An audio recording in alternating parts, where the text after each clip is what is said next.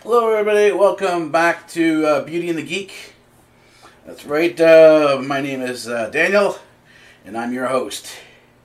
Let's see, this week, what do we have for this week? Oh, right, it is the fourth week of 2014, that's our episode. Remember, we are doing our episodes by the week, so there's no confusion as to when this is done and when this sort of fits into the schedule. We are doing this on a more regular basis. I am getting the production notes done on a more regular basis. That's why we're doing this more. So now we're going to have, in this episode, we're going to have my style. Then we'll have the second segment will be your health. And your health is a focus on, as I said, on your health, because I noticed a lot of beauty gurus are talking about health. And there is a lot of confusion out there about diets and so on and so forth and all the healthy issue stuff. And the third segment is going to be a variety of things. This segment, this week, and possibly next week, we're going to look at eye mats. I'm going to try to follow eye mats as it goes around the globe. So this week, we'll be looking at eye mats in LA, IMATS LA, and but we're doing it from a different point of view because I don't actually travel anywhere. If you know anything about anime or what an otaku is, I'm kind of an otaku. I'm a geek, and we don't go anywhere, but we do travel through our computer virtually, seeing the sites through other YouTubers. And so what I did is I used other YouTubers to sort of see the sites at IMATS, and this is what we're going to look at. Welcome to this segment of my style. This is the first segment. Well, not really the first segment. It's the first segment of Beauty and the Geek, and we're talking about my style. And my style is, this is what I said before. I'm not just simply going to sort of sit by and watch the beauty community. I'm going to just try to participate a little bit in it. And what I decided to do is I actually decided to go into fashion design. Just a little bit. Not fully into fashion design, but I am in an industrial area. I'm in an industrial neighborhood. And that gives me the opportunity because there is a clothing supplier down the street from me. I went and talked to the clothing supplier. They supply major places like Walmart, Sears, and other stores like that. And I asked them if they had access to manufacturers, distributors, so on and so forth. And that if I were able to bring in designs, and they would help me sort of get these designs out. And they said, yeah, sure, no problem. That there wasn't a problem doing that. So I came back and started planning that I'm going to turn one of my rooms into a sewing design room. There is a spare room I use simply for storage, and so that I'm going to take that room that's used for storage, and I'm going to empty it out, clean it up, fix it up, and turn it into a sewing and design room. So that's the way I'm going to do that. I looked at my sort of the type of person I am, the type of things that I like, and I found a style in Japan, and you'll see the graphics as they pop up here, and these will be rotating graphics here, and these are known as in Japan they have the sort of a famous subway station or train station called Harajuku. There's a whole style that comes out of there known as the street clothing from Japan, and it fits in kind of with my style a little bit because I am unusual. I'm not the standard person. So as I started looking around and seeing what the what the outfits were, and they're primarily girls in here. They're primarily girls in this, and they're all on the sort of the cute side of things. And what it does is this type of style harkens back to the days of the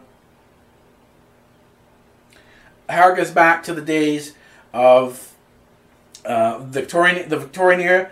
It is designed not to show a lot of skin, so it's very conservatively dressed. But they also have, and what they've done is they've added a lot of individual touches to this stuff. And what I like to see is well, in many cases you have a lot of pink in there. What I do like to see is I like to see a variation use of color, because, you know, just because you like a color doesn't necessarily mean it look good. If you're a dark person and you're all in pink without any contrast to it, then it's too much pink, it's too much, and it doesn't really go with necessarily your personality. So the same thing can be said for dark colors. If you're a person who, you know, is a light bubbly person and you have that personality, then you shouldn't be wearing all dark clothes. And unfortunately for guys, if you look at, and I was just watching this this week actually, the Grammy Awards. I was watching the Style Hall Channel's Grammy Awards presentation, and if you notice the guys' outfits, most of the guys' outfits, you have one choice: black or black. You know, and that's what it is. It's all for guys. There isn't much of a color choice. But where for girls, you have a lot of different color choices. You have a lot of different styles. And the one I seem to be sort of favoriting towards, or moving towards, is this style called Kawaii Lolita. Matter of fact, the whole thing that I'm showing here, this is part of the Lolita style. And we will be going into this further, because this is where I intend to sort of head. And you'll see how we'll see how I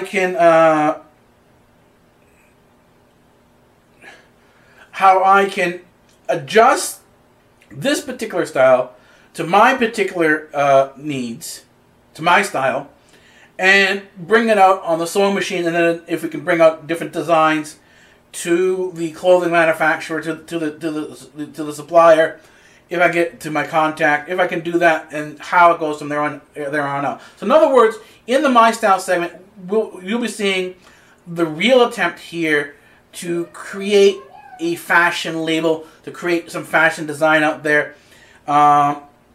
So I'm not necessarily going to be a background observer to this. I'm actually going to get into the beauty community and sort of participate in fashion, participate in style, and so on and so forth. And I think this is something that kind of suits me here. But the thing is, you do have to be aware that, you know, how colors look on you. Sometimes, you know, colors look good on you. Sometimes things look bad on you, and you've got to be aware of what is what and how what works for you and what doesn't work for you. And as I said, just because you like something does not necessarily mean that it looks good on you.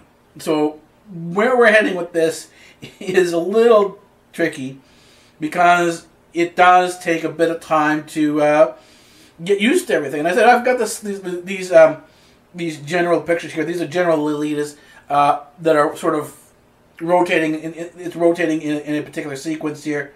I've got this because we are looking at the Lolita as the lead-in style, and what that means we're going to have to look at more of the Lolita style, go into more of the definition of the Lolita style, see how it's defined, how it shapes out, and this is what happens in Japan.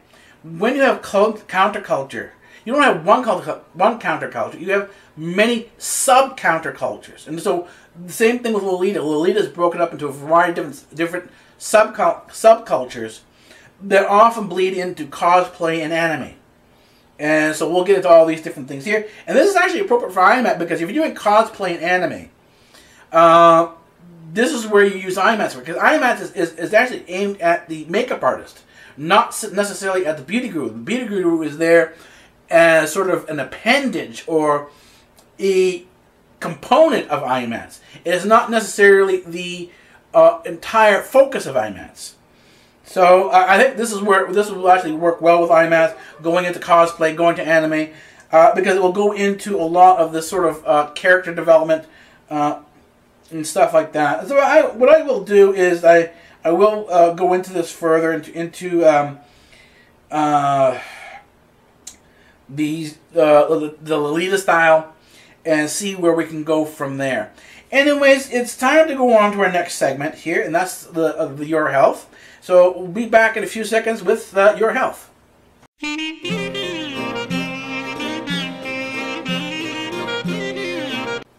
Welcome to this segment of Your Health.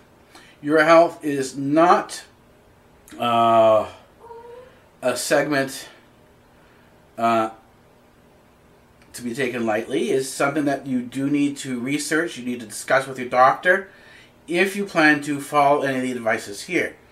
The advice given here is I am a researcher, a medical researcher. I do a lot of medical research. I have my MD